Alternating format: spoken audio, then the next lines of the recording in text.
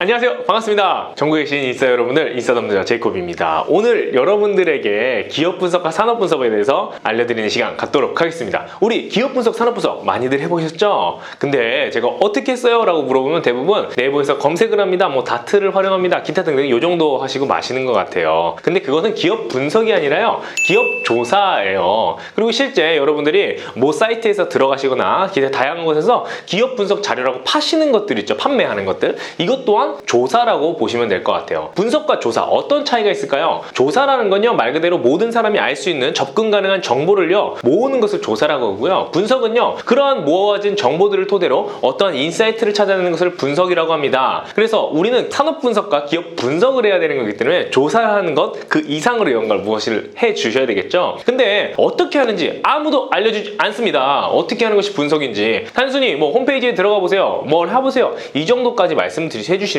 그것은 어디까지나 기업 조사다, 산업 조사다 말씀드립니다. 남들이 알 수 있는 정보를 가지고 우리가 면접에서 남들보다 차별화될 수 있을까요? 아닙니다. 나의 생각이 있어야 되고요, 데이터를 통해서 내가 생각해낸 인사이트를 찾아내는 것, 이것이 바로 남들과 차별화될 수 있는 것이겠죠. 그래서 제가 여러분들께 말씀드린 이건 내용을 쭉 들으시고요, 하나하나 한 템포 한 템포 찾아가시면 좋을 것 같습니다. 그럼 먼저 산업 분석에 대해서 먼저 알아보도록 하겠습니다. 먼저 준비물이 있어요. 저희 홈페이지에 들어오셔서 셀프 스터디에 시트가 올려놨거든요. 그래서 산업 분석, 기업 분석 시트를 다운받으셔서 그거를 참고하시면서 영상을 보시면 좋을 것 같아요. 그래서 단순히 제 강의를 듣는 것이 아니라 한 시트 한 시트 쫓아가면서 해주셔야 될 것 같고요. 산업 분석과 기업 분석은요, 대략적으로 강의 내용은 그렇게 길지 않은데 실제 해보시면요 한 3시간 정도 4시간 걸려요. 그래서 여러분들이 숙지하시는데 좀 시간이 걸리실 거거든요. 그래서 영상을 계속해서 반복해 가시면서 실습해보시고 스터디원들 같이 나눠보시고 PT 해보시고 하시면서 여러분들의 실력을 쌓아가시면 좋을 것 같습니다. 그러면 우리 하나하나 보도록 할게요. 먼저 산업 분석입니다. 산업 분석을 하기 전에요, 우리가 어떤 걸 분석해야 될까, 어떤 산업을 분석해야 될까 먼저 정해야 되겠죠? 예, 맞습니다. 산업 분석을 하기 위해서는요, 산업군을 정하는 것이 아니고요, 기업을 먼저 정해야 돼요. 왜 그래요? 산업을 정하면요, 우리는 산업군에 대한 카테고리를 정확히 구분할 수가 없기 때문에 기업을 먼저 정한다면 그 기업에, 그리고 그 계열사에, 그리고 내가 지원한 사업부에 카테고리를 확인할 수 있어야 되기 때문에 단순히 내가 산업군을 먼저 정하는 것이 아니라 기업을 정하고 사업부를 정하고 내가 지원할 곳을 정해서 그곳이 어느 산업군에 포함되는가를 확인하시는 게 산업 분석에 있어서 기본이 된다, 이렇게 보시면 될 것 같아요. 그냥 단순히 내가 산업군을 정해버리잖아요. 그럼 너무 넓게 정하는 경우가 있기 때문에 그렇습니다. 예를 들어서 전자산업 이런 거는 분석이 안 돼요. 너무 넓어요. 유통산업 이것도 너무 넓어요. 전자산업, 유통산업 이게 아니고요, 핸드폰, 가스레인지, 전자레인지, 그 다음 백화점 유통, 제과 유통, 커피 유통 이렇게 나눠주셔야 되는 거예요. 단순히 커피 이래버리면 뭐 커피 프랜차이즈업 산업인지 커피를 유통하는 산업인지 알 수도 없는 거잖아요. 그래서 처음 시작할 때는 내가 뭐 이렇게 하면 되겠구나 하지만 가다 보면은 분석 내용이 너무 중구난방이 됩니다. 알 수 없기 때문에 어떻게 한다? 먼저 산업군을 정하는 것이 아니라 내가 지원한 회사 그 기준으로 산업군이 어디 포함되는지 확인해서 산업 분석을 하셔야 된다. 이거 당연하지만 여러분들이 지켜주시면 좋을 것 같습니다. 네, 그러면 산업 분석을 하기 전에도 반드시 조사는 해야 돼요. 예, 분석의 앞단은 조사기 때문에 그렇습니다. 그래서 저희 시트에 보면은 PEST라고 써 있어요. 패스트 분석이라고 하는데요, 패스트 분석을 먼저 해주셔야 됩니다. 패스트 분석은 뭐 제가 만들어낸 건 아니고요, 일반적으로 증권가 애널리스트들이요, 산업군에 대한 분석을 하기 위해서 앞단에 조사를 하는 것을 이렇게 툴로 만들어 놓은 겁니다. 프레임워크죠. 예, 프레임워크를 넣어놓은 건데요, P 정책이나 법규, 그 다음에 E 이코노미 거시경제, 미시경제, S 사회 문화적인 형상, T 테크놀로지 기술적인 분야, 이렇게 4가지로 그 산업군에 대해서 일단 정보를 다 여러분들이 모아보셔야 돼요. 수없이 많은 정보들이 나올 거거든요. 그것들을 일단 이 4가지로 분류를 해보는 거예요. 항상 정보를 섭취하게 되면요, 그 정보를 하나하나 나누는 것이 중요합니다. 그래서 일단 무자비하게 막 섭취를 해보세요. 섭취를 한 다음에 나눠보세요. 어디서 섭취를 하느냐? 네이버 증권에 들어가셔서 산업군을 검색하셔도 되고요, 그냥 구글링을 하셔도 상관없습니다. 그리고 증권사 사이트 들어가시면 잘 정리된 정보도 되게 많습니다. 특히나 증권사 사이트 들어가서 산업군을 검색해 보시면요, 이렇게 패스트 분석을 하는 거 진짜 많거든요. 그래서 여러분들이 일단 정보를 섭취한다는 의미로 패스트 분석을 먼저 해주세요. 패스트 분석을 하시면 이거는 뭐다? 조사다. 그래서 산업에 대한 이해도를 기본적으로 가져간다고 보시면 되고요. 어느 정도 하면 되냐? 이만큼 하시면 됩니다. 예시로 보이는 만큼 하시면 됩니다. 되게 많겠죠? 예, 매우 많아요. 예. 하지만 이거를 조사하는 것만으로도 여러분 다른 경쟁단에 우위가 된다, 이건 확실합니다. 그래서 단순히 그냥 조사하고 복사 붙여넣기 하는 것이 아니라 각자의 숫자들 있잖아요. 예를 들어서 작년에 뭐 전체 사업 규모라든가 그 다음에 상승률이라든가 이런 숫자들은 외워서 기억해 두시면 좋을 것 같아요. 그래서 PEST PEST 산업군에 맞춰서 조사를 먼저 해주시고요. 그 다음에 이거를 다시 분류를 해야 돼요. 항상 어떤 정보를 조사를 하면요, 분류를 하는 작업이 필요합니다. 어떻게 분류를 하느냐? 이 산업군에서 기회 요인이냐, 오퍼튜니티냐, 아니면 위험 요인, 스레치냐, 이걸 분류를 하는 겁니다. 그래서 새롭게 작성하는 게 아니고요, PEST, 패스트 분석에서 각각의 정보들 있죠. 각각의 정보들을 같이 판단을 하지 않은 상태잖아요. 같이 판단을 하지 않는 상태에 있는 것들 중에서 여기서 내리는 거예요.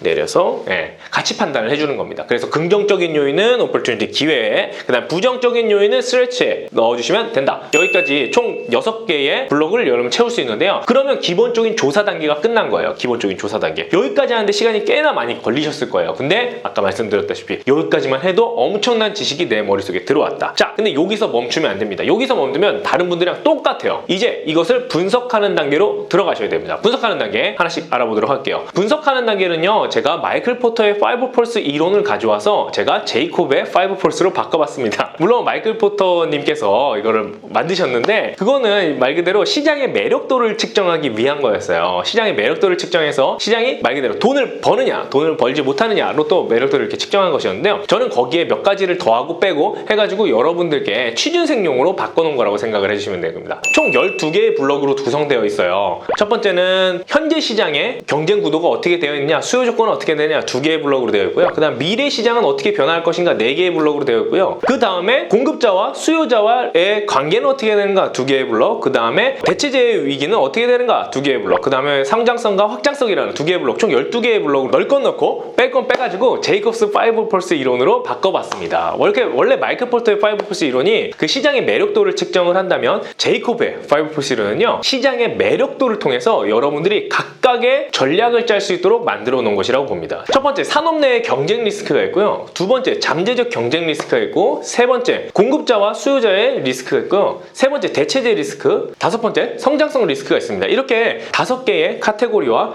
12개의 블록의 매력도를 측정해 나가면서 여러분들이 측정하는 것뿐만 아니라 거기마다의 전략을 짜 주셔야 되는 겁니다. 전략을 짜는 게 중요해요. 왜냐면 전략까지 생각해야 내가 분석 단위까지 올라갔다라고 생각할 수 있기 때문입니다. 그러면 우리 각각의 블록마다 우리 분석하는 방법을 한번 배워보도록 할게요. 첫 번째입니다. 현재 산업 내의 경쟁 리스크입니다. 산업 내 경쟁 리스크는요, 첫 번째 블록에서 경쟁 구조가 어떻게 되는지 파악하셔야 돼요. 산업군에 있어서요, 현재 레드오션이 치열하게 싸우는 레드오션의 시장이 있고요. 그 다음에 독과점으로서 경쟁이 치열하지 않는 시장이 있습니다. 이것을 구분해 봐야 됩니다. 치열한 시장이라면 당연히 매력도는 떨어질 수밖에 없어요. 매력도가 떨어지다 보다 돈을 벌기가 힘들다, 이렇게 생각해 주시면 되고요. 독과점 시장이다. 그러면 경쟁이 치열하지 않기 때문에 당연히 매력도는 높은 겁니다. 어떤 건지 한번 살펴보면 좋을 것 같고요. 자, 그럼 레드오션일 때의 본인의 전략, 그 다음에 독과점일 때의 전략도 세워볼 수 있겠죠. 근데 현재 상태가 독과점이라서 행복하다고 해서 이게 다 좋은 건 아니죠. 레드오션이라서 안 좋은 것도 아닙니다. 그러면 우린 뭘 봐야 되냐? 수요 조건을 봐야 됩니다. 수요 조건. 수요 조건은 뭐냐? 레드오션이라도 보면은 대기업들이 계속해서 진출하는 영역들이 있어요. 온라인 시장이 그렇죠. 온라인 쇼핑몰 치열하게 경쟁하고 있죠. 수많은 쇼핑몰들이 있죠. 하지만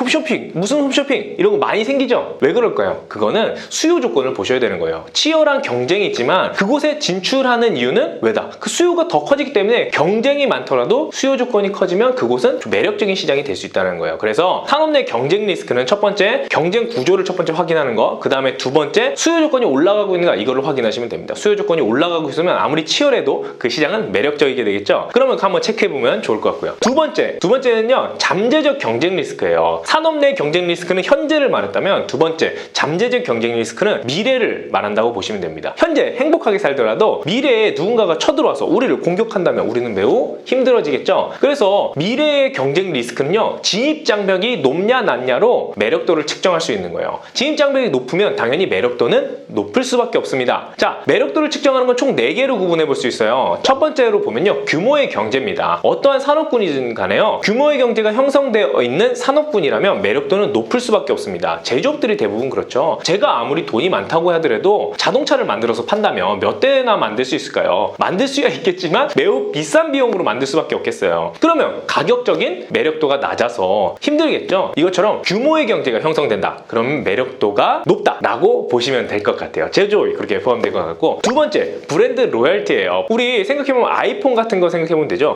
아이폰이 제가 생각할 때 우리나라의 뭐 다른 핸드폰들보다 특별히 좋은 거 잘 모르겠거든요. 하지만 저는 아이폰만 삽니다. 제가 이상한가요? 여러분도 그러지 않나요? 이것처럼 브랜드 로열티가 이미 존재하는 산업군이라면 되면요, 신규 진입자가 그 시장을 장악하기가 매우 어려울 거예요. 여러분들 제이콥이 핸드폰 만들었어요. 살 겁니까? 안 사죠. 누가 사요? 그죠? 이것처럼 브랜드 로열티가 있는지 없는지 매력도를 측정해보면 좋을 것 같아요. 브랜드 로열티가 있다? 그럼 매력도가 높다. 브랜드 로열티가 낮다? 그럼 매력도가 낮다. 이렇게 볼 수 있을 것 같아요. 그럼 세 번째 있습니다. 세 번째는요, 제품의 차별화예요. 제품의 차별화인데, 제품의 차별화 같은 경우는요, 산업군 내에 제품들이 서로 구분이 가능한가로 생각이 되면 될 텐데요. 제품끼리 성능의 차이를 구분할 수 있다. 그럼 매력도가 높다. 성능의 차이를 구분할 수 없다. 그럼 매력도가 낮다. 이렇게 보실 수 있는 것 같은데요. 이거는 근데 엄밀히 말해서 제품의 성능 차이를 볼 수 있다고 해서 매력도가 높지는 않아요. 하지만 반대로 성능 차이를 볼 수 없다면 매력도가 확실히 낮은 거 맞습니다. 예를 들어 볼까요? 우리 물, 생수 시장이라고 봅시다. 우리가 편의점 가서 생수를 사 먹는데요. 그 생수의 품질을 느낄 수 있나요? 어디 백산수랑 삼다수랑 품질을 느낄 수 있나요? 대부분 느끼지 못하겠죠. 그렇죠? 이런 것처럼 그런 데는 새로운 PB 상품이나 뭐 새로운 물들 많이 나와요, 요즘에. 왜? 어차피 제품이 구분이 안 되거든요. 그럴 때는 그냥 자연스럽게 가격 경쟁력으로 혹은 비슷한 가격에 놔도 그냥 유통망 때문에 판매가 이루어지고 구매가 이루어지기 때문에 여러분들 제품의 차별화, 그 차별화 요소로 매력도를 측정해 볼 수도 있을 것 같습니다. 마지막입니다. 마지막은 정부 규제인데요. 정부 규제가 있는 산업이냐 없는 산업이냐 이거 잘 따져보셔야 될 것 같습니다. 정부 규제가 있는 산업이라면요, 매력도는 높을 거예요. 그 규제란 진입 규제 말하는 거예요. 그래서 진입 규제가 있는 산업이면 나는 이미 들어와 있으니까 남들이 못 들어오잖아요. 얼마나 행복해요. 그렇죠? 아주 간단한 예로 제이콥이 이제 담배 산업에 뛰어들고 싶어요. 우리나라에서 담배 산업 제가 할 수 있나요? 못해요. 정부가 규제를 해놨거든요. 얼마나 안정적입니까? 그렇죠? 이렇게 정부 규제가 있는 산업이니까 진입을 막는 그런 정부 규제 있는지 확인해 보시면 좋을 것 같습니다. 총 4가지였죠? 이 4가지 하나하나 체킹해 보면서 거기마다 또 다른 전략들 하나 짜보시면 좋을 것 같아요. 세 번째, 공급자 리스크, 그 다음에 구매자 리스크입니다. 이거는요, B2C 시장에는 적용이 되지 않아요. B2B 시장에만 적용되는 건데요. 첫 번째, 구매자 리스크예요. 제가 엔진을 만드는 회사라고 봅시다. 제가 엔진을 누구한테 팔죠? 우리나라면요, 뭐 쌍용차, 현기차밖에 없을 거예요. 그렇죠? 그 쌍용차는 현기차한테 팔아야 되는데 제가 쌍용차, 현기차한테 팔고 있던 회사인데 그 회사가 갑자기 우리 걸 안 사준대. 그럼 어떻게 되죠? 우리 회사는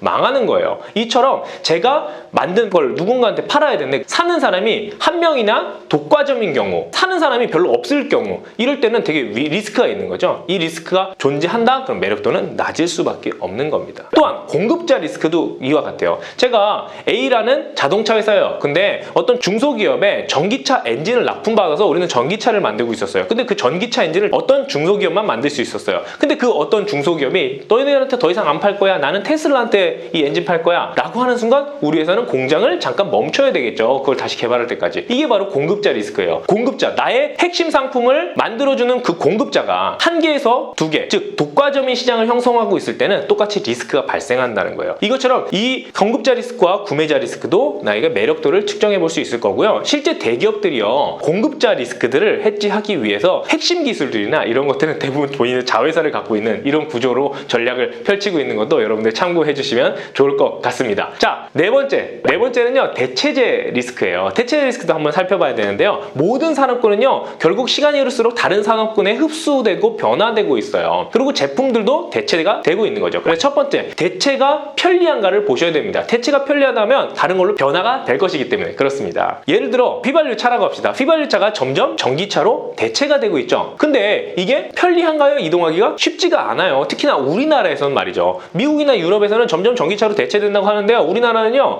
전기차를 사고 싶어도 살 수가 없어요. 아니, 살 수는 있겠으나 전기를 충전하기가 여간 불편한 게 아니겠죠. 그래서 저희는 아파트 문화니까 더 그렇겠죠. 그리고 또 콜라나 사이다 같은 것이 점점 탄산수를 먹는 구조로서 대체가 되어가고 있는데요. 전기차 같은 경우 이렇게 대체가 어려운 것들이 있죠. 근데 반면에 콜라나 사이다 같은 탄산 음료들은 점점 탄산수로 대체가 조금씩 되어가고 있는데요. 이거는 이동이 불편한가요? 아니요, 매우 간편해요. 휘발유차에서 전기차로 이동하는 것은 매우 불편하고 힘들지만 콜라에서 사이다에서 탄산수로 이동하는 건 매우 간단해요. 옆에 거 집으면 되거든요. 이렇게 이동이 편리한가? 이거를 바라보는 겁니다. 이렇게 대체가 편리하다고 할지라도 모든 산업이 바로 대체가 되지 않아요. 왜냐면 대체재의 유용성을 봐야 되기 때문입니다. 자, 콜라나 사이다가 탄산수로 대체가 조금씩은 되고 있지만 100% 되지 않는 이유가 무엇인가요? 물론 느끼한 걸 먹었을 때의 그런 청량감이나 탄산의 톡 톡 쏘는 맛은 느껴지겠지만 달달한 맛은 주지 못하기 때문에 음료의 기능은 못한다고 저는 보여집니다. 그래서 아직까지는 치킨을 먹을 때 탄산수 조금 저는 이상하거든요. 피자를 먹을 때 탄산수 아직 조금 이상해요. 그래서 항상 콜라를 찾게 되죠. 그렇죠? 그 유용성, 모든 속성을 다 대체를 할 수 있는가? 이것도 한번 보시면 좋을 것 같아요. 그래서 대체제가 어떤 것들이 있지, 그 다음에 얼마나 위협적이지, 얼마나 빠르게 대체할 수 있지 한번 체크해 보시면 좋을 것 같습니다. 그리고 마지막입니다. 성장 가능성인데요. 첫 번째, 고객의 라이프 사이클에 의해서 고객의 소비 욕구에 따라서 이 산업군이 점점 거기에 맞게끔 구성되어 있는가를 보시면 되겠고요. 그 다음에 두 번째, 거기에 맞게끔 하나의 사업군이 아니라 다각화를 해야 되는데 확장성이 있는가도 보시면 좋을 것 같습니다. 이 확장성은요, 뭐 세 개로 뻗어나고 이 확장성이 아니고요. 산업군의 카테고리를 넓혀갈 수 있는가를 보시면 될 것 같아요. 예를 들어서 애완견 시장이라고 봅시다. 애완견 시장하면 애완호텔, 애완옷, 사료, 뭐 기타 등등 막 다 늘릴 수 있겠죠. 이렇게 다양한 산업군으로 늘릴 수 있는가, 이거를 보시면 참으로 좋을 것 같습니다. 자, 그럼 여러분들이 이렇게 12개의 블럭을 동그라미 X, 동그라미 X, 뭐 매력도가 높다, 낮다, 높다 이렇게 체크를 하셨잖아요. 이거하고 다 끝난 게 아니다. 뭐다? 그럼 거기에 맞게끔 전략을 짜시는 게 여러분들 상당히 중요합니다. 전략. 각 블럭마다의 전략을 짜는 거죠. 예를 들어서 매력도가 높아도 전략을 짤 수 있고요. 매력도가 낮아도 전략을 짤 수 있어요. 딱 보니까 산업군 자체가 전체가 매력도가 낮아. 그렇다면 그 회사 지원 안 하는 겁니까? 아니에요. 매력도가 낮은 이유를 알았잖아요. 산업의 리스크를 알았잖아요. 그 리스크를 없애기 위해서 나는 어떤 전략을 짤 수 있다 나오는 겁니다. 예를 들어서 제품의 차별화가 보이지 않는 시장이라고 봅시다. 우리 커피 시장, 제품의 차별화가 그렇게 느껴지지가 않아요. 솔직히 말하면 저는 잘 모르겠어요. 그래서 스타벅스 커피나 커피빈, 커피나 다 거기입니다. 자, 제품의 차별화가 없는 거죠. 매력도는 낮을 수밖에 없어요. 그렇죠? 그 부분만 보면 거기에 대한 전략을 짜는 겁니다. 어떻게? 아, 여기는 제품의 차별화가 느껴지지 않기 때문에 다른 차별화를 줘야 되겠다. 들어왔을 때 고객들이 느낄 수 있는 경험의 가치를 높인다. 그리고 직원들의 서비스를 높인다. 이렇게 볼 수도 있는 거죠. 그리고 또 제품의 브랜드가 매우 강력한 그런 산업군이다 라고 한다면 브랜딩을 높이는 전략을 또 생각할 수도 있는 겁니다. 이와 같이 각 블럭마다 여러분들이 동그라미 했으면 동그라미 한 이유와 함께 전략, X를 했으면 X를 한 이유와 전략을 생각해 두시고 이거를 머릿속에 딱 기억하시잖아요.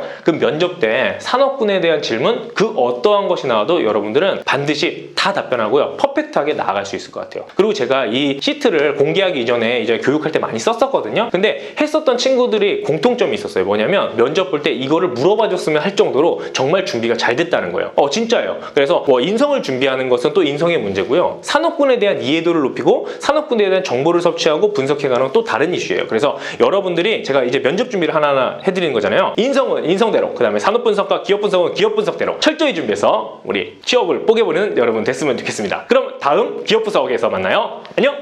취업 준비 솔루션 무료 나눔 이벤트를 진행하고자 합니다.